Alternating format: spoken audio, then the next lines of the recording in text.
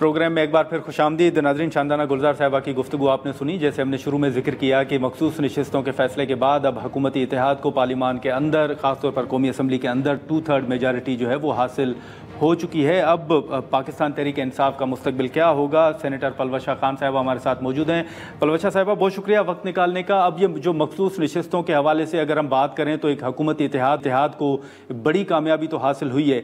इस कामयाबी के बाद आप ऐवान के अंदर ओवरऑल क्या देख रही हैं? क्या असर या तब्दीलियां आएंगी और PTI का मुस्तकबिल क्या आपको नजर आ रहा है?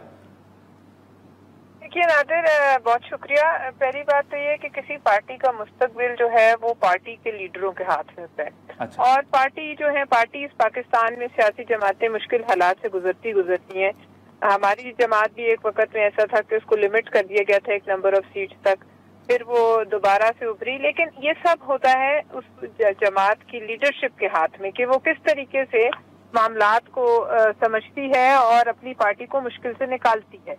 लेकिन अगर एक लीडरशिप, इस वक्त तो इनकी लीडरशिप क्राइसिस भी पैदा हो चुका है, क्योंकि जाहिर है इनके जो मेन लीडर है वो जेल में है और जो पीछे हैं वो भी अब जो है किसी ज़ाब्ते या कायदे के तहत या किसी सोच के तहत, मुझे नहीं लगता कि कोई इनके पास ऐसा रोड मैप है कि आगे किस तरह बढ़ना है। ठीक है। लिहाजा में बहुत से मसाइल होते हैं इसमें। पार्टीज जो है वो तो फिर जो पुरानी पार्टीज होती हैं वो उनके अंदर एक यकसुई भी होती है, वो ऐसे हालात से गुजरी भी होती हैं।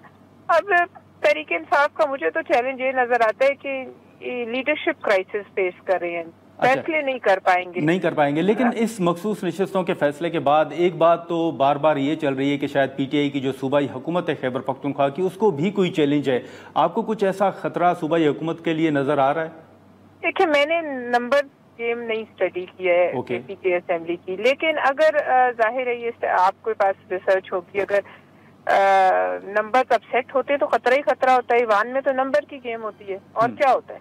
और वैसे भी ये जो हमारा इत्तेहाद है, इसको आज तक तो शिकस्त नहीं हुई किसी भी लेजिस्लेशन में। जब 2/3 नहीं भी थी तब भी शिकस्त का सामना नहीं रहा। तो मैं समझती हूँ हालात पहले ही कंट्रोल में थे इनकी, अपनी लेजिस्लेशन के हवाले से भी, दीगर मामलात, बजट भी आराम से पास हो गए। तो अब 2/3 आ गई है तो ये एक आसानी है। लेकिन मैं समझती हूँ कि तहरीक इंसाफ वहीं खड़ी हुई है जहाँ पहले खड़ी थी, उससे जरा सा मुश्किल हालात में चली गई है क्योंकि अब एक फॉर्मल फैसला आ गया है। लेकिन अब ये तो देखिए ना, इमरान खान साहब को खुद सोचना चाहिए था कि उन्हें अपनी पार्टी को मजीद मुश्किलात में फंसाने के बजाय मुश्किलात से निकालना चाहिए।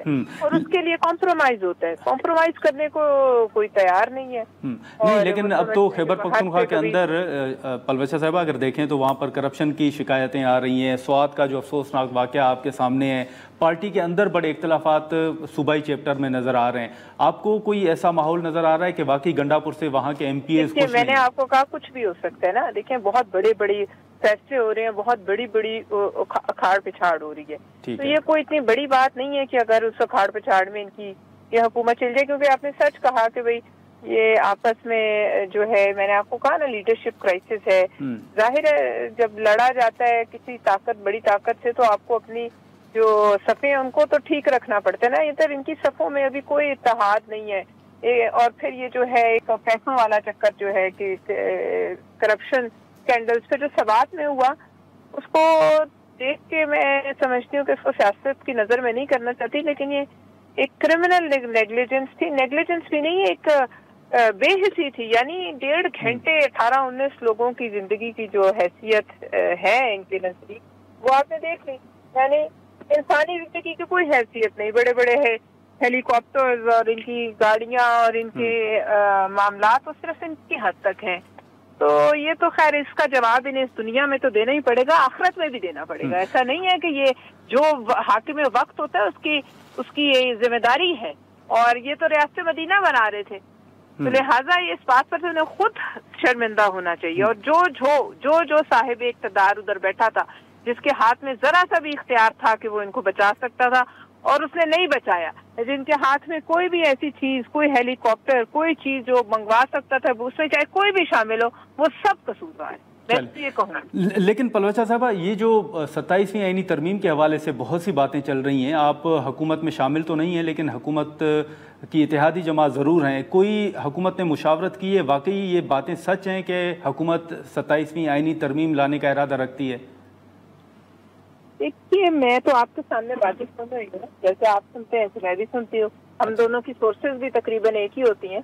नहीं, आपके सोर्सेज थोड़े ज्यादा होंगे, आप ऐवान बाला की रुकन है। जी नहीं, आपके भी वही हैं जो मेरे हैं लेकिन मैं ये जरूर कहूंगी कि धुआं जो है वो तभी उठता है जहाँ कहीं ना कहीं कोई चिंगारी भड़क रही हो। तो हो सकता है, देखिए, कोई तरमीम आ जाती है, उसकी एक लीगल जरूरत है, क्यों नहीं आ सकती? तरमीमें तो जितनी मर्जी लाएं, अगर आपके पास ताकत है पास कराने की, तो उसमें ये बहस हो सकती है कि क्या तरमीम आनी चाहिए, क्या तरमीम नहीं आनी चाहिए। लेकिन एक दफा तरमीम आ जाए, 2/3 हो, तो फिर उसको रोका तो नहीं जा सकता। हाँ, लेकिन अब अगर कौमी असम्बली के अंदर देखें पलवचा साहिबा, तो वहाँ पर पीपल्स पार्टी के बगैर भी हुकूमत किसी न किसी तरह सिंपल मेजॉरिटी जो है वो हासिल कर सकती है, अगर कुछ इंडिपेंडेंट्स को शामिल कर लें।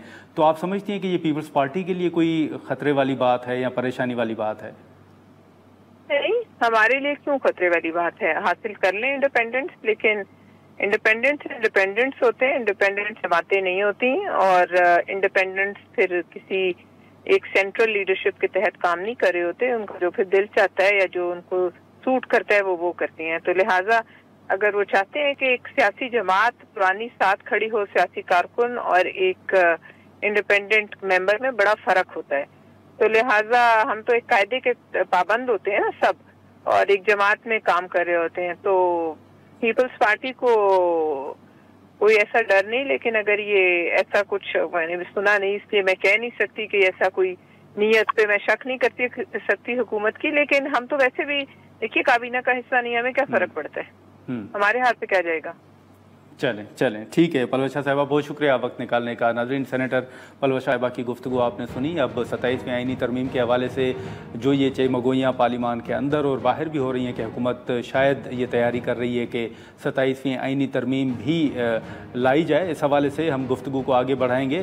ब्रेक यहाँ पर लेते हैं और ब्रेक के बाद अहमद बिलाल महबूब साहब हमें ज्वाइन करेंगे और मखसूस नशिस्तों समेत जो मुख्तलिफ सवालात हैं 27वीं आईनी तरमीम और जो खैबर पख्तूनख्वा की सूबाई हुकूमत की पोजीशन है, जो वहाँ की नंबर्स हैं, उस हवाले से हम मुख्तलिफ जो चीज़ें हैं वो अहमद बिलाल साहब के सामने रखेंगे। लेकिन यहाँ पर एक मुख्तसर सा ब्रेक लेते हैं।